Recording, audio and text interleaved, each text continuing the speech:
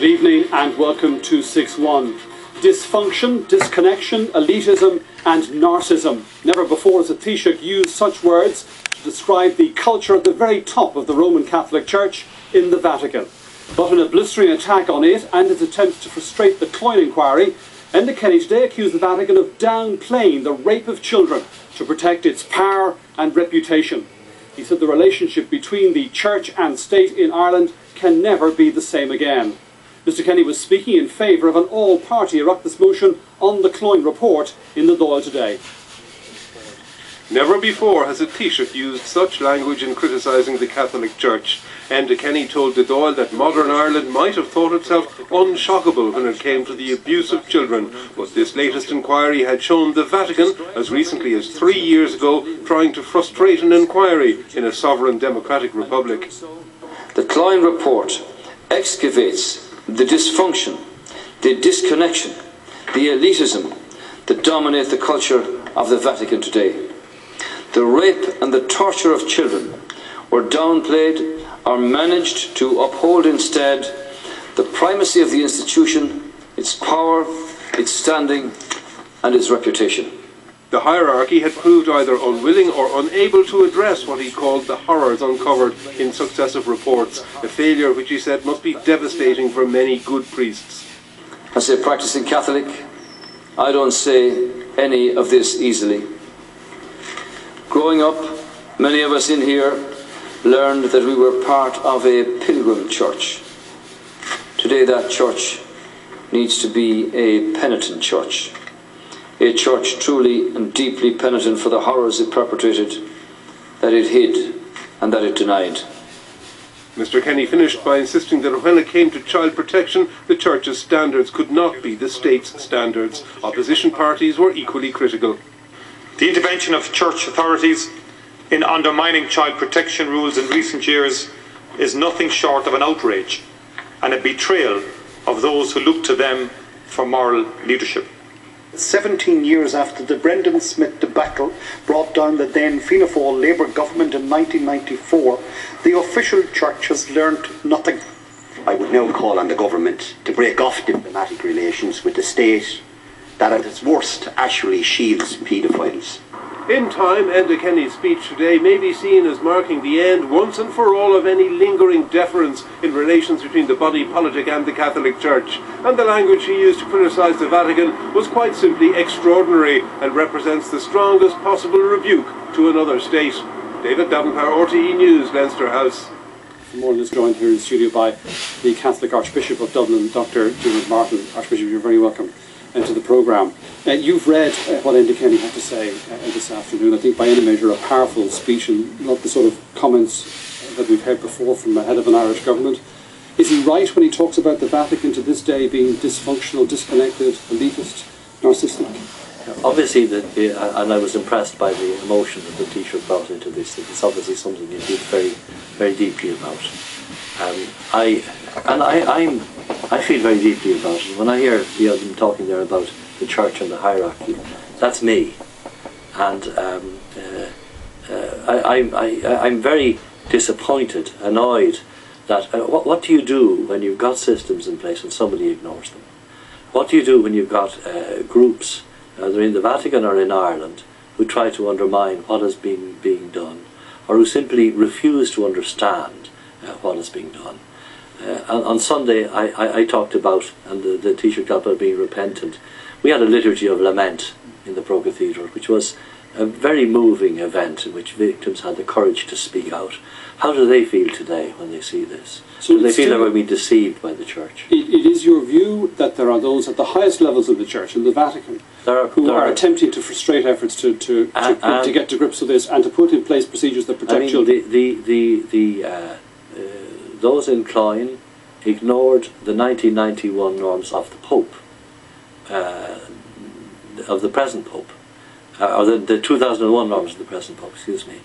What is that saying?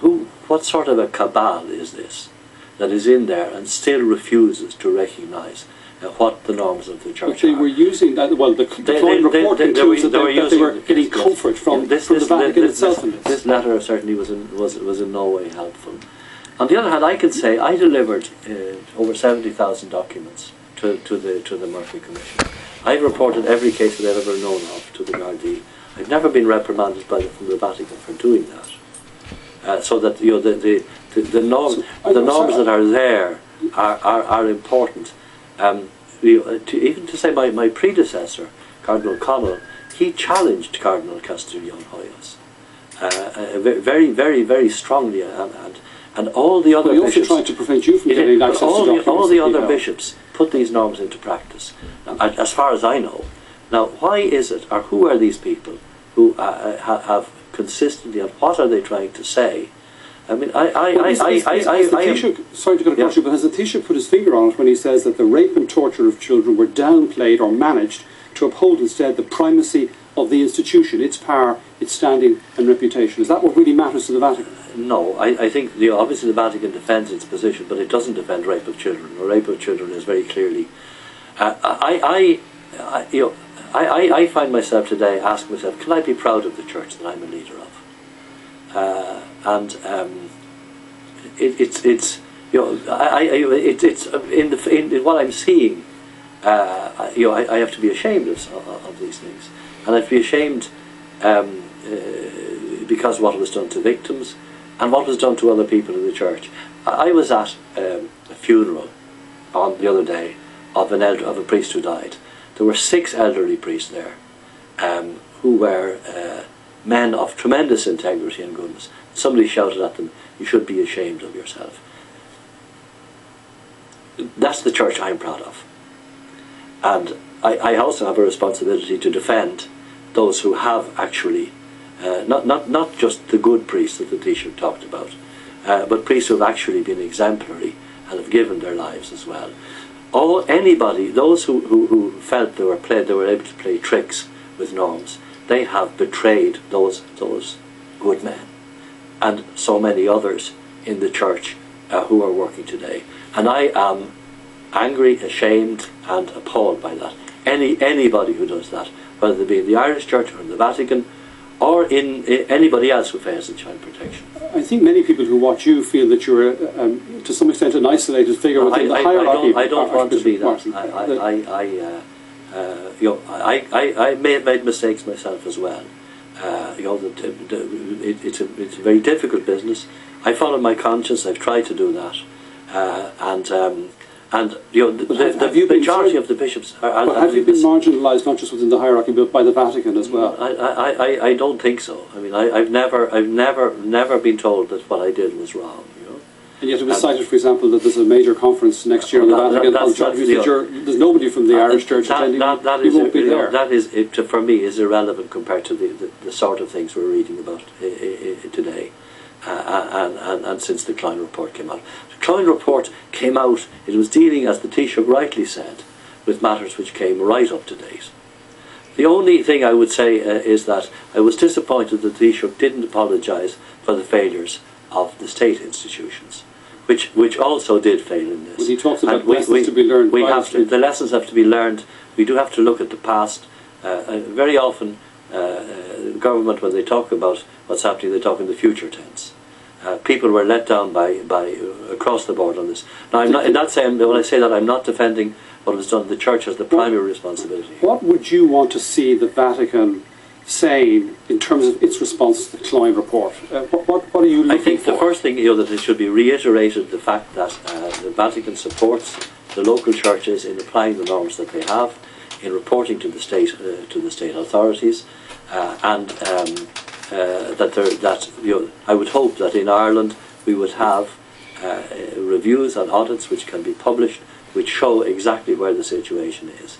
But if there are people in the church who are not prepared to be honest, then those reviews won't get at the truth. That's the point. And if they think that by not getting at the truth they're enhancing the church, the statement in today's Dáil should teach them a lesson. Well, I suppose that's what people are wondering. Can they believe the audits? Ian Elliott, I think everybody accepts his integrity, but he's depending on the information that's provided to him by the bishops and by the authorities in each diocese. And if that can't be done, well then the state has to But can they be trusted? Can your fellow bishops be trusted? I hope they can. But if if there is somebody there that is not prepared to be honest, they will only be discovered when an audit is there which has the powers to be invasive.